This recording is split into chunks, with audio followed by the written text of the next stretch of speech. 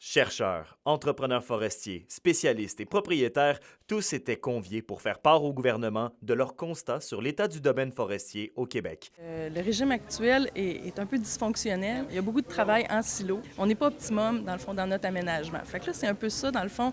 Je pense que le ministère se rend compte de ça et il veut tâter le pouls des régions, dans le fond, pour dire avez-vous des pistes de solutions pour améliorer le système. Mais il faut faire quelque chose parce que le statu quo est pas viable. Puis là, bien, il y a beaucoup d'investissements, de mauvais investissements des endroits sur des infrastructures. Ainsi, l'un après l'autre, les intervenants se sont levés afin de prendre la parole et dénoncer les failles de la gestion forestière par le gouvernement du Québec. Revoir qu'est-ce qui a été fait, qu'est-ce qui fonctionnait, qu'est-ce qui ne fonctionne pas, y a-t-il des choses qu'on peut changer, modifier, améliorer, mais c'est surtout pour s'assurer que d'avoir une forêt résiliente, pas seulement pour les gens actuellement, mais vraiment se projeter dans le futur pour les 30, 40, 50 prochaines années pour l'ensemble des usagers. Et c'est ça qu'on fait actuellement. Le forestier en chef du Québec, présent à l'événement, était en mode écoute. D'avoir tous les gens dans la même salle et discuter de l'avenir des forêts, de points d'amélioration, de problématiques, mais aussi d'essayer d'amener certaines solutions, bien, c'est un bien. Puis je pense qu'il faut saluer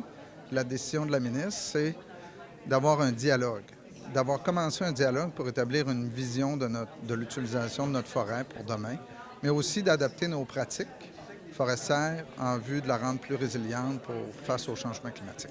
Des changements sont clairement à venir dans le milieu forestier au Québec, notamment au niveau de l'imputabilité, un mot qui est revenu souvent aujourd'hui, et de la création d'un leadership stratégique pour mettre en action la vision des acteurs régionaux. On a vraiment un carcan ministériel assez strict, assez balisé.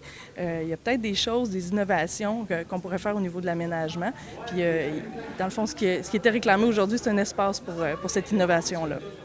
Maintenant, une grande rencontre nationale est prévue pour le 11 avril prochain afin de faire le point sur les différents aspects qui ont été abordés lors des 12 consultations régionales qui ont lieu un peu partout à travers le Québec ces dernières semaines.